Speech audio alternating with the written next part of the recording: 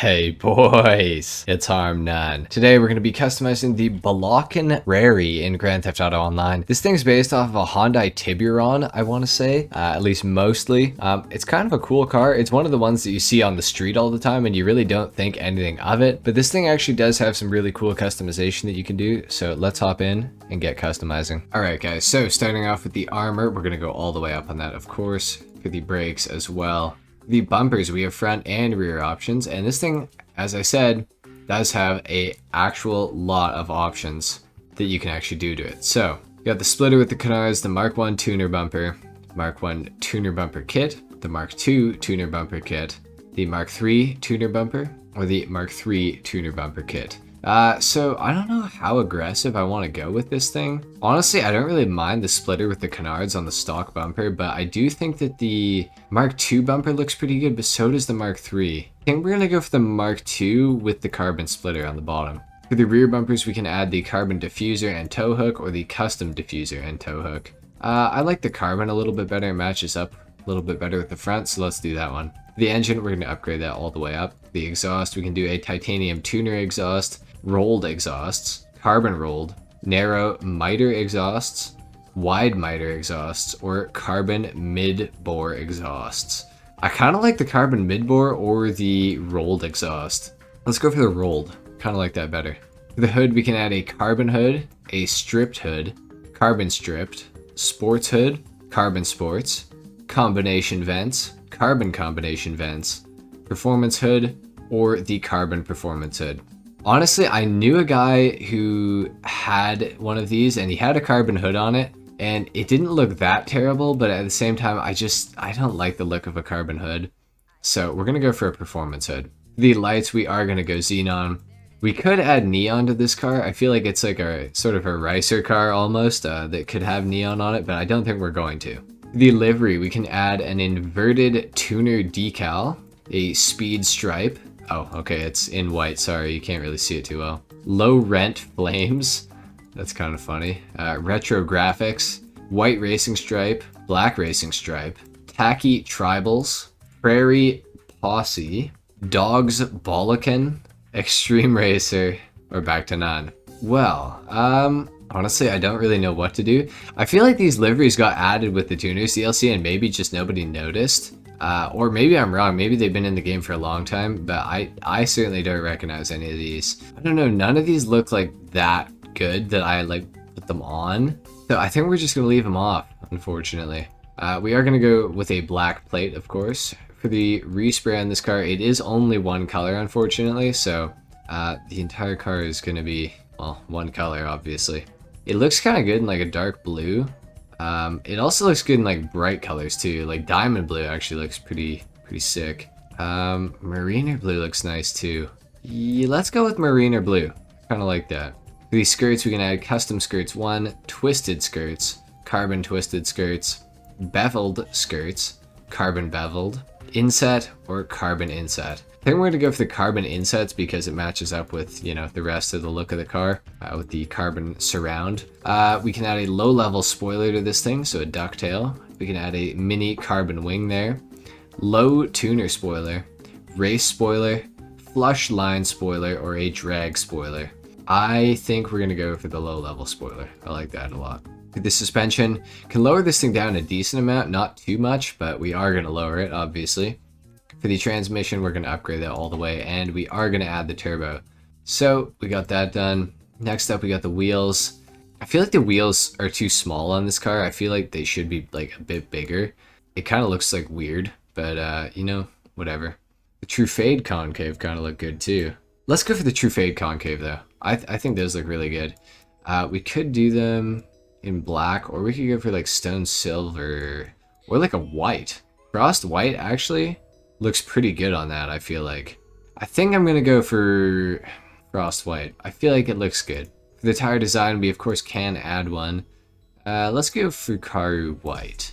Why not? Bulletproof tires, of course, we are gonna add those. And we are going to tint the windows all the way out. Honestly, the car's not looking too bad. I kind of want to go back to those liveries and just see if we can add one because I feel like the car could benefit from it. Honestly, the speed stripe is not that bad looking. Let's... I don't know. I kind of want to add it, but like I don't at the same time. Let's do it. Why not? Okay, let's take this thing down to the ground. We're going to do a sound test and a full review. All right, let's take a listen.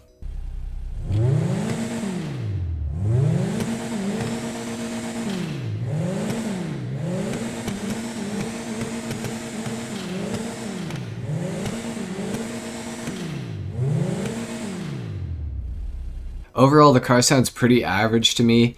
There is a little bit of a blow-off valve sound, which is kind of cool. So I'm going to rate the exhaust sound on this car at a 5.5 out of 10, because it could sound a lot better, but the blow-off valve does sound pretty cool, so I like that. Let's see how it performs off the line.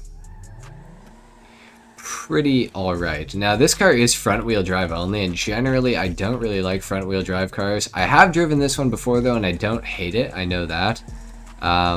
As you guys can see, it is front-wheel drive, so that's kind of a niche thing. There's not many front-wheel drive cars in the game. It's also a compact. It's not a sports car or anything like that, so that's kind of interesting. Now, as far as the driving of it goes, no complaints so far. It's decently quick, that's for sure. Could be a lot faster, but it also could be a lot slower. So yeah, no complaints there. We're gonna have to see how it does. We get into the handling section of the test. Overall though, so far so good. Nothing feels like too bad to me. I can feel a little bit of understeer, which is pretty common with like front wheel drive cars, is for, you know, there to be understeer. But we're gonna see. It's not like an issue. It's just I can definitely feel it. So let's see how we do here on the handling section of the test.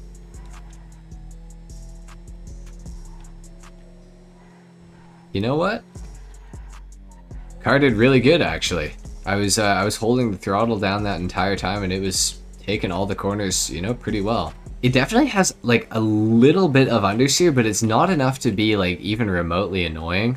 It just kind of just lets you know where the car's limit is, and it's not much more than that. You can definitely just like feel it, but it's not annoying whatsoever. So I don't really have any complaints about the handling on this car. I'm gonna give the handling on this thing probably an 8 out of 10, because there are some cars that handle a lot better than this thing, but there's also a ton of cars that handle a lot worse than this thing. So it's pretty good.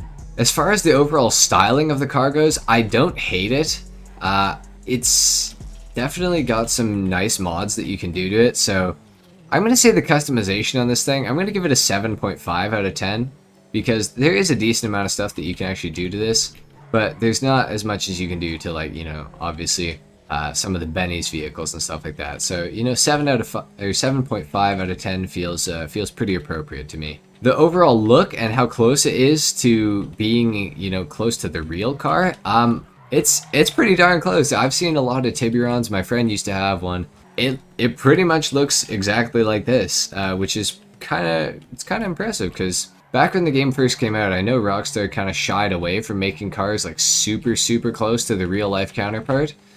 So they definitely didn't with this thing though, because it looks just like a Tiburon. So I'm gonna say the overall look of the car and like how realistic it is, I'm gonna say 8 out of 10. As far as the actual acceleration goes on the car, it's definitely not bad. It could be better, that's for sure. But, you know, keeping in mind that the car costs $25,000, or you can get it off the street for free, I definitely wouldn't complain about the actual performance of the vehicle as far as acceleration goes. It's pretty darn good. I'm going to say the acceleration on this thing is a 7.5 out of 10. So there you have it, guys. I will post the scores on screen right now so you guys can see it all totaled up and everything like that. I will also post the spreadsheet with all the other cars that I've tested so that you guys can see where this thing stacks up with those and how it compares. Anyway guys, thank you so much for watching. If you enjoyed this video or if you learned something, leave a like, if not dislike. Subscribe if you guys are new, and I will see you guys in the next video. Until then, take care. Peace.